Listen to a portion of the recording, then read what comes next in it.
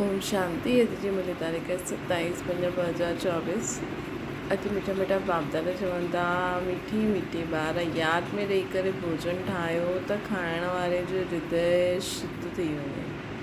तव्हां ब्राह्मणनि जो भोजन ॾाढो ई शुद्ध हुजणो खपे। कृष्णा, सत्युग में तव्हांजे दर ते कॾहिं बि काल न ईंदो।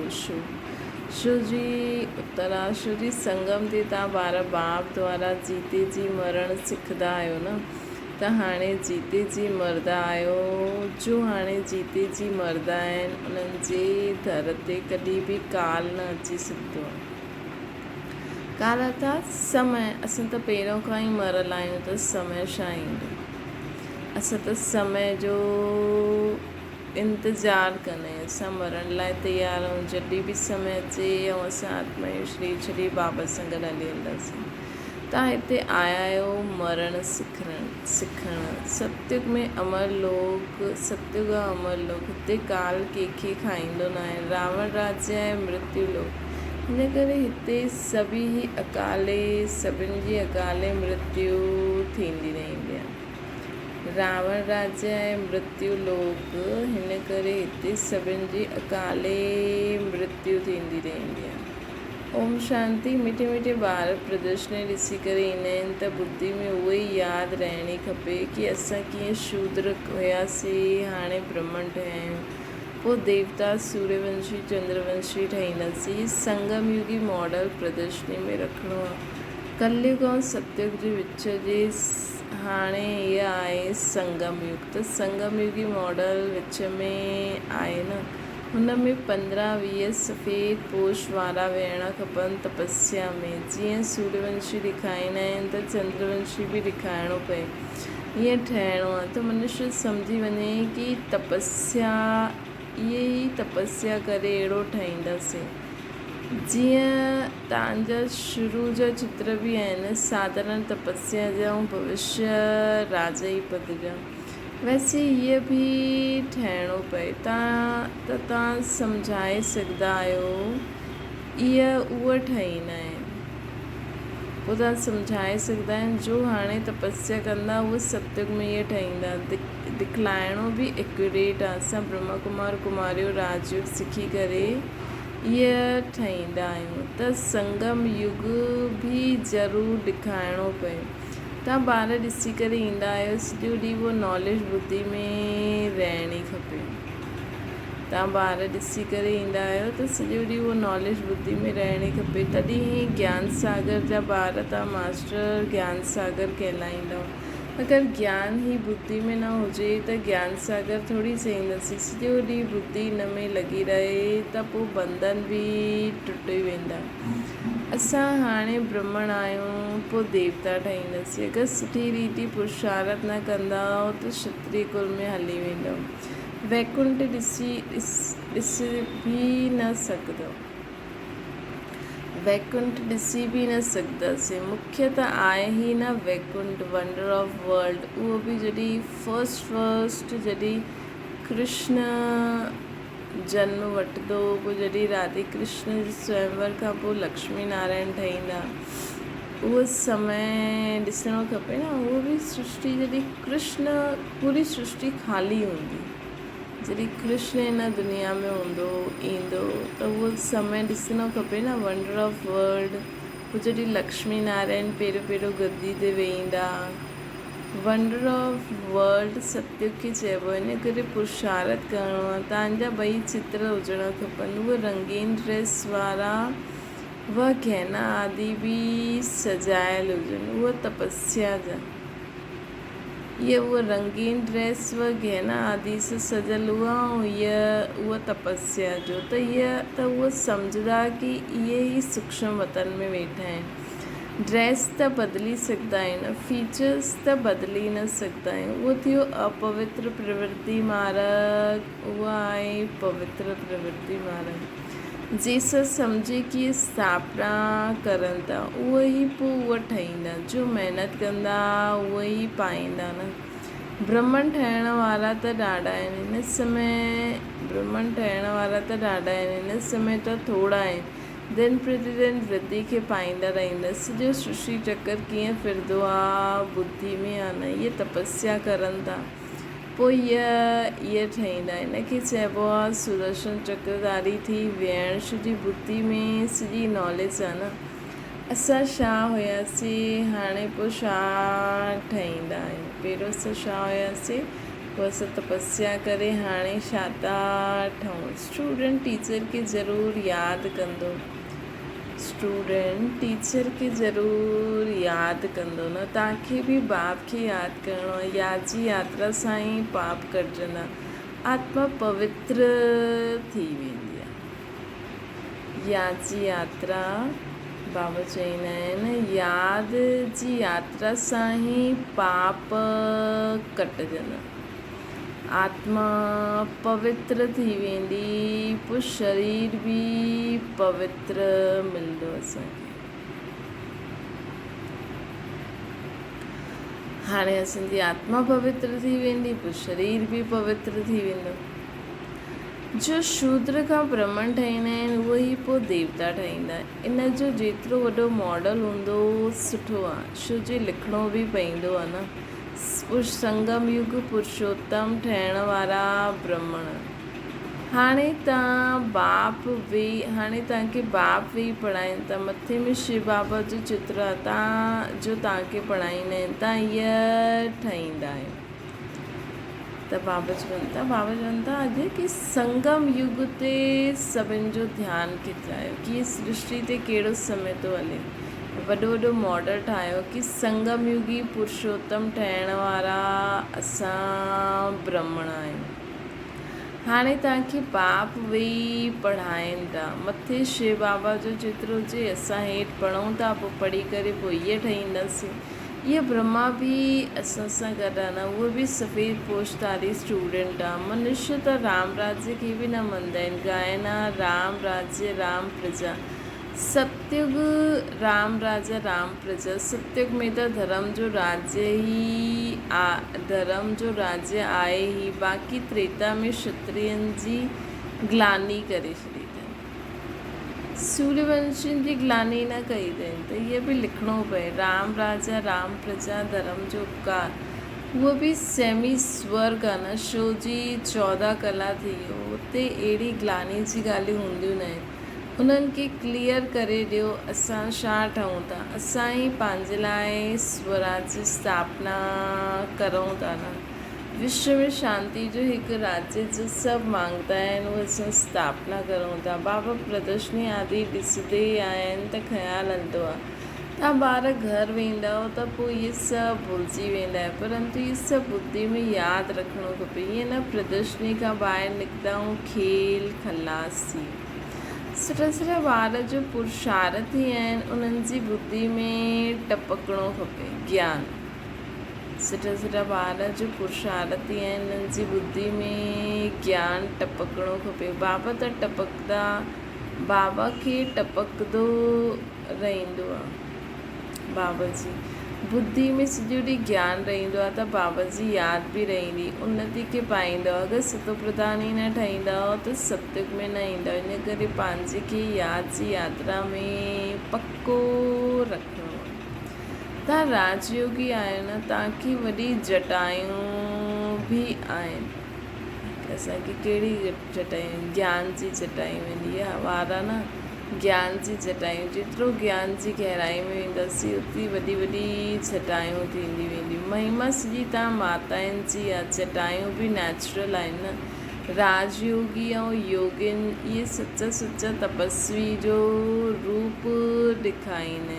इहे सभु सम्झण जी ॻाल्हियूं आहिनि। बाप चवंदा आहिनि तीअं जे सभु धर्मनि खे छॾो, पंहिंजे खे आत्मा सम्झो, निश्चय करो, बाक़ी सभु देह जा संबंध आदि भुलिजी वञो। हिकु बाप खे यादि करो, उहो तव्हांखे ॾाढो मालदार ठाहींदो आहे। जीते जी मरी वञो, अर्थात सभु कुझु भुलिजी वञो।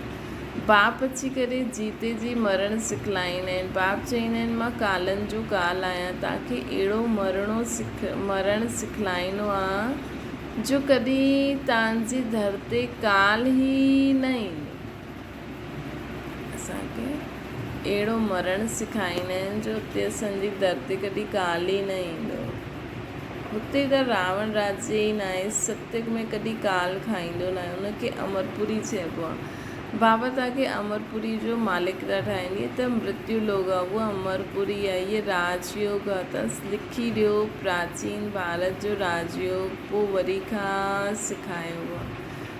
जो प्रदर्शनी आदि ॾिसंदा आहिनि उन्हनि खे ख़्यालु करिणो खपे हिन में ॿियो छा कंदा जंहिंसां मनुष्य एक्यूरेट सम्झे।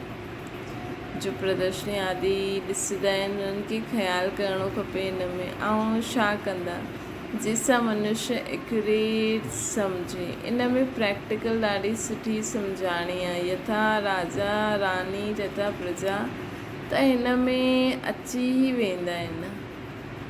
बाबा जी हिन में प्रैक्टिकल ॾाढी सुठी सम्झाणी खपे। बाबा जेका चित्र ठाराईंदा आहिनि त इन में सभु अची वेंदा, राजा रानी प्रजा। बाप केतिरो क्लियर करे सम्झाईंदा आहिनि, पंहिंजी खे आत्मा सम्झी मूंखे यादि करो। मूल जोर रखिणो खपे हिन ते, विश्व में पवित्रता सुख शांति कीअं स्थापना थिए थी, अची करे सम्झो। तव्हां पंहिंजे लाइ ई कंदा आहियो न, जेतिरी महिनत करे कंदा आहियो ओतिरो पोइ असांखे पद बि मिलंदो आहे, उहो बि नंबरवार। इहे बि ॾेखारियो नंबरवार कीअं कीअं सभु राजा ई पद पाईंदा आहिनि। प्रजा बि ॾेखारियो त साहूकार प्रजा, सेकेंड ग्रेड, थर्ड ग्रेड प्रजा बि ॾेखारियो।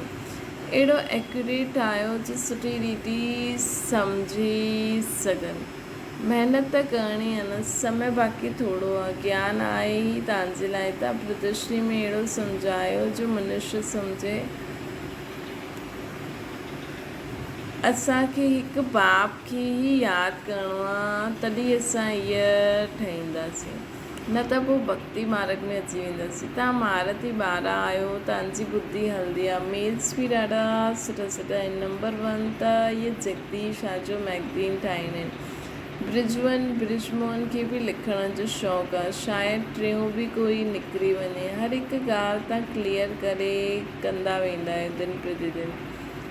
बाप ज्ञान जो सागर आहे, हुन परमात्मा में ज्ञान त भरियल ई आहे न। जीअं गीत ॿुधंदा आहियो, सॼो रिकॉर्ड भरियल आहे न, त हुन परमात्मा में बि सॼो ज्ञान भरियल आहे। इहे बि ईअं ई आहे, बाप वटि जो माल आहे उहो असांखे मिलंदो रहंदो आहे ड्रामा अनुसार। इहे ॿारनि जी बुद्धि में हलणो खपे। बल कुझु काम काज करो, हथ सां भोजन ठाहियो, बुद्धि शिव बाबा वटि रहे। ब्रह्मा भोजन बि पवित्र खपे। ब्रह्मा भोजन सो ब्राह्मणनि जो भोजन। ब्राह्मण जेतिरो योग में रहंदा उन्हनि जी हुन भोजन में ताक़त भरिजी वेंदी। गायन बि आहे, देवताऊं बि ब्रह्मा भोजन जी ॾाढी महिमा कंदा आहिनि, जंहिंसां हृदय शुद्ध थी वेंदो आहे। त ब्राह्मण बि ईअं हुजणा खपनि। हाणे न आहिनि, हाणे अगरि ईअं ठही वञनि त तव्हांजी ॾाढी वृद्धि थी वञे, परंतु ड्रामा अनुसार धीरे धीरे वृद्धि खे पाईंदा।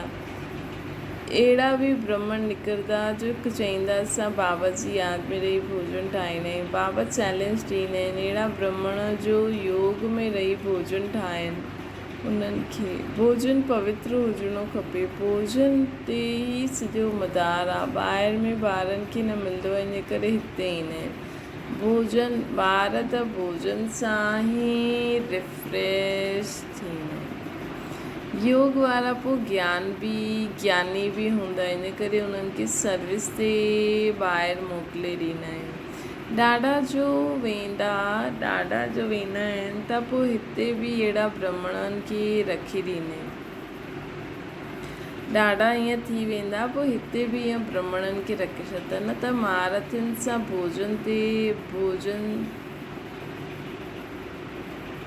न त महारथियुनि में मां भोजन में बि त हुजणो खपे न, जो योग युक्त थी करे भोजन ठाहे। देवताऊं बि सम्झंदा आहिनि, असां बि ब्रह्मा भोजन खाई करे देवता ठहिया।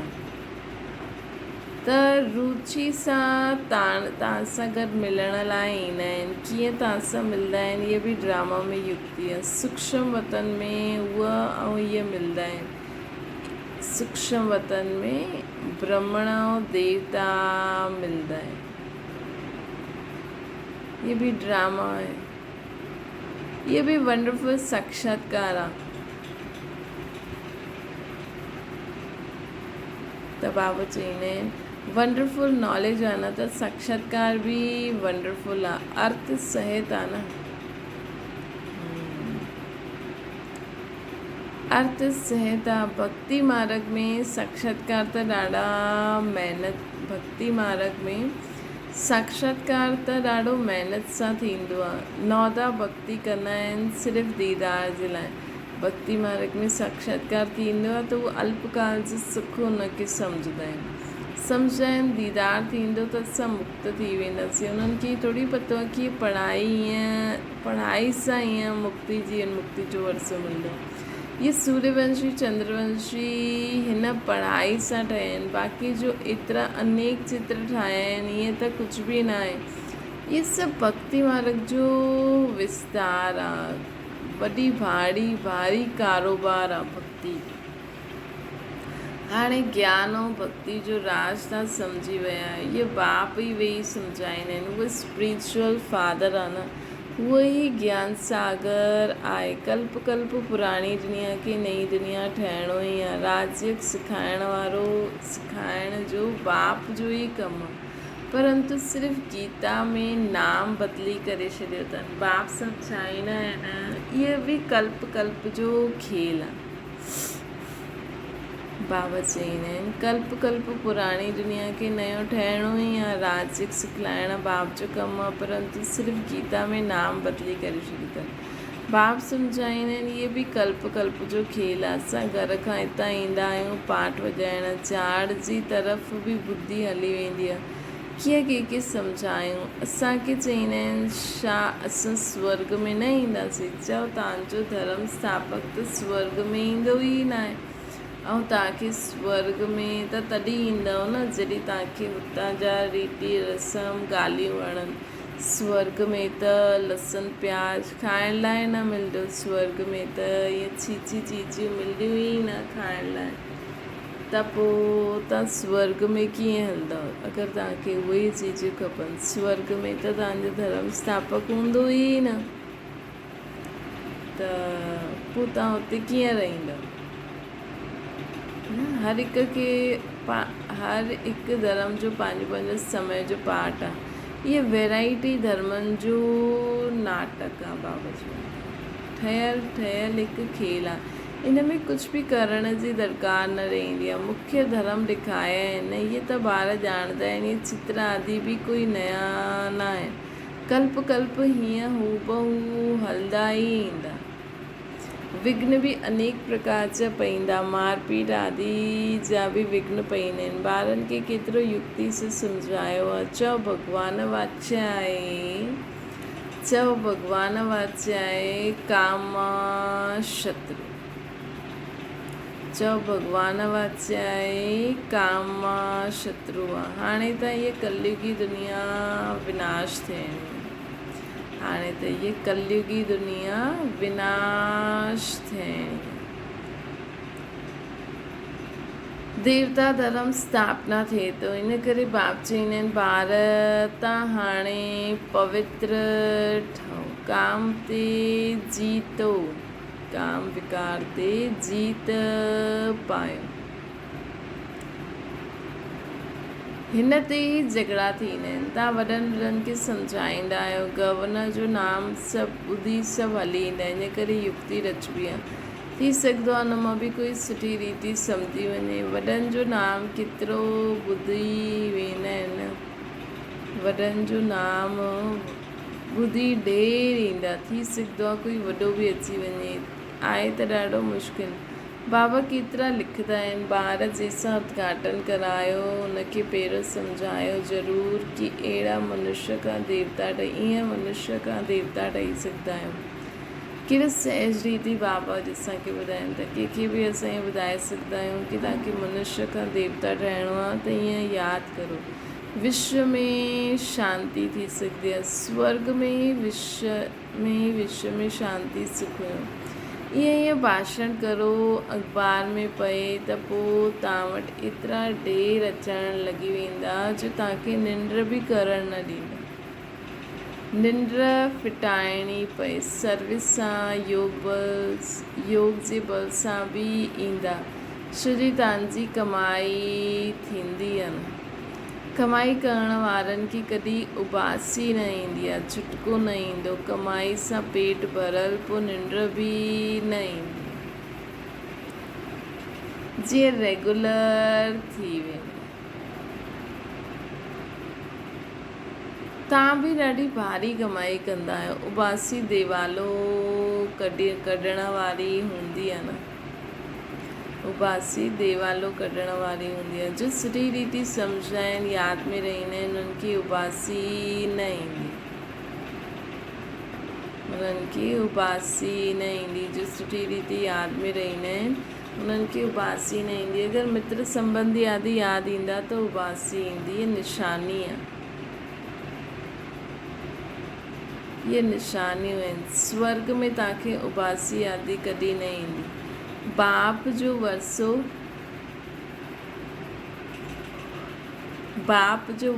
पाए वरितो त पोइ हुते सुम्हणु उथणु वेहणु क़ाइदे सिर हलंदो आहे। त ॾिसो बाबा चवनि था मित्र संबंधियुनि जी यादि ईंदी त उबासी ईंदी आहे, ये निशानी आहे। स्वर्ग में तव्हांखे उबासी आदि कॾहिं न ईंदी, छो जो हुते बाप जो वरसो मिलियल आहे त हुते सुम्हणु उथणु वेहणु सभु क़ाइदे सिर हूंदो। एक्यूरेट आत्मा लिवर थी वेंदी।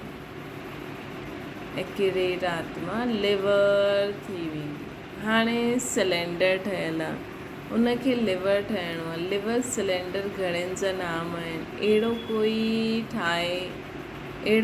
ठाहे सघंदो आहे? कोई बि न ठाहे सघे सिवाय बाप जे, अर्थात सिधो। चईंदा आहिनि इहे त टेढ़ो आहे, इहे सिधी आहे, मतिलबु इहे ठीकु आहे। त सिधो माण्हू ठहिणो आहे, अर्थात पंहिंजी संकल्प बोल करणु उथणु वेहणु खाइणु पीअणु सभु कुझु सुठो हुजे। त हाणे बाप खां असां उहो ई वरसो वठूं था न, त चेक कजो वञी कि केतिरो बाप जो ठहिण खां पोइ असांजो उथणु वेहणु खाइणु। ॾिस बाबा जो ठहिण खां पोइ मधुबन वेंदा आहियूं त कीअं नियम ठही वेंदो आहे न। कोई 7 ॾींहं बि रहियो त हुन अनुसार हले त हुननि जो उथणु वेहणु खाइणु पीअणु सभु क़ाइदे सिर थी वेंदो आहे न। त पहिरियों त असांखे इहो सिखणो आहे, टाइम सां उथणु वेहणु खाइणु पीअणु। पोइ कमु आपे ई जेको बि तव्हांखे पंहिंजी दिनचर्या में करिणो आहे उहो थी वेंदो। अच्छा, मीठी मीठी सिखियल ॿारनि प्रति माता पिता बाप दादा जो यादि प्यार ऐं गुड मॉर्निंग। रूहानी बाप जी सभिनि रूहानी ॿारनि खे नमस्ते। असांजी बि रूहानी माता पिता बाप दादा खे यादि प्यार गुड मॉर्निंग ऐं नमस्ते। धारणा जे लाइ मुख्य सार बंधन मुक्त ठहिण व पंहिंजी उन्नति करण लाइ बुद्धि ज्ञान सां सदा भरपूर रहणी खपे। बंधन मुक्त ठहिण व पंहिंजी उन्नति करण लाइ बुद्धि में ज्ञान सदा भरपूर हुजणो खपे। मास्टर ज्ञान सागर ठही सुदर्शन चक्रधारी थी करे वेहणो। मास्टर ज्ञान सागर ठही स्वदर्शन चक्रधारी। बाबा चई न, कल्ह बि बाबा असांखे वरदान में ॿुधायो कि स्वदर्शन अर्थात पंहिंजे पाण खे ॼाणो। यादि करो कीअं असां मथे हुयासीं, कीअं असां स्वर्ग में आया, कीअं असां उते केतिरा जन्म वरिता, कीअं असां हाणे जनम वठंदे वठंदे कलयुग अंत में अची पहुचा आहियूं, कीअं असां हाणे बाबा खे यादि करे वरी खां देवता था ठहूं। ॿियो आहे निंड खे जीतण वारा ठहूं। यादि ऐं सेवा जो बल जमा करणो। निंड खे जीतण वारा ठहो, यादि ऐं सेवा जो बल जमा करणो। बाबा जी यादि बि करणी आहे ऐं सेवा बि करणी आहे, ये ही बल जमा करणो। कमाई में कॾहिं सुस्ती न अचणी खपे, झुटको न खाइणो। कमाई में कॾहिं बि सुस्ती न अचणी खपे, झुटको न खाइणो, उपासी न अचणी आहे। इहा बि मित्र संबंधियुनि खे असां यादि कंदा आहियूं तॾहिं उबासी ईंदी आहे, इहा यादि रखो। पर कॾहिं कॾहिं कंहिंखे न के शरीर में बि कुझु अहिड़ी तकलीफ़ हूंदी आहे जंहिंजे कारण बार बार उबासी ईंदी आहे। त बाबा जे ज्ञान खे बि असांखे सुठी रीति सम्झी करे हलणो आहे, ईअं न असां दिलि शिकस्त थी वञूं। कॾहिं कॾहिं थींदो आहे कहिड़ी कहिड़ी शरीर में तकलीफ़ हूंदी आहे जंहिंजे कारण बार बार उबासी ईंदी आहे, या किथे असां बंदि जॻह ते ऑक्सीजन लेवल ठीकु न आहे, ये सभु चेक करिणो आहे। वरदान आहे, विश्व में ईश्वरीय परिवार जे स्नेह जो बीज बोइण वारा विश्व सेवाधारी ठहो। तव्हां विश्व सेवाधारी ॿार विश्व में ईश्वरीय परिवार जे स्नेह जो बीज बोयो था। असां विश्व सेवाधारी ॿार विश्व में ईश्वरीय परिवार जे स्नेह जो बीज बोयूं था। चाहे कोई नास्तिक हुजे या आस्तिक, सभिनि खे अलौकिक व ईश्वरीय स्नेह जी, निस्वार्थ स्नेह जी अनुभूति कराइण ई बीज बोइण। बाबा जे ज्ञान द्वारा बाबा सां जेको असांखे आत्मिक प्रेम मिलियो आहे आत्मा खे, उहो अगरि असां कंहिंखे बि अनुभूति कराई न, सभिनि खे अलौकिक ऐं ईश्वरीय स्नेह जी अगरि कंहिंखे बि अनुभूति थी वई त इहा जीअं असां निस्वार्थ स्नेह जी अनुभूति कराई त इहा जीअं असां बीज बोए छॾियो। इहो बीज सहयोग ठहिण जो वृक्ष स्वतः ई पैदा कंदो। हिकु बार बि असां कंहिंखे प्यार सां ॻाल्हायो, कंहिंसां प्यार सां संबंध में अची वियासीं त कंहिंखे अगरि ईश्वर प्यार जी अनुभूति कराए छॾी त उहो बीज त बोइजी वियो, पोइ हुनजे कारण उहा बीज सहयोगी ठहिण जो, त उहा आत्मा बाबा जे कार्य में सहयोगी ठही ठही करे बाबा जो ई ठही वेंदी, अर्थात वृक्ष स्वतः ई पैदा थी वेंदो ऐं समय ते सहज योगी ठहिण जो फल ॾेखारे मिलंदो। ऐं धीरे धीरे उहा आत्मा बि बाबा खे सहज रीति मञी करे हलंदी। कोई कोई ज्ञान ॿुधी करे ईंदो आहे, कोई कोई ईश्वर प्रेम जो ॿारनि द्वारा ॿियनि खे मिलंदो आहे हुन द्वारा ईंदो आहे। कंहिंखे वायुमंडल वातावरण सुठो लॻंदो आहे त विश्व में ईश्वरीय परिवार जे स्नेह जो बीज बोइणो आहे असांखे, तॾहिं उहा धीरे धीरे उहा सहयोगी सां सहज योगी ठही वेंदा। सिर्फ़ु कोई फल जल्दी निकिरंदो आहे, कोई फल समय ते निकिरंदो आहे, फ़र्क़ु एतिरो ई हूंदो आहे। कल्ह बि बाबा चई न, अगरि असांजी कुल जी आत्मा हूंदी उन ॾींहुं बाबा चई कि त हुनखे ज्ञान झटि सम्झ में अची वेंदो, हुनखे कोई संशय न ईंदो। पोइ अगरि असांजी कुल जी हूंदी त हुनखे उहो स्नेह जे कारण उहो जल्दी जल्दी बाबा जो ठही वेंदी। स्लोगन आहे, बाक़ी विधाता बाप खे ॼाणणु पहचाननि ऐं हुननि जा डायरेक्ट ॿार ठही वञनि, हीअ सभिनि खां वॾो भाग्य आहे। भाग्य विधाता बाप खे असां ॼाणूं पहचानूं, हुन जा डायरेक्ट ॿार ठहूं, इहा सभिनि खां वॾो भाग्य आहे। अच्छा, ओम शांति। बाबा खे यादि करो।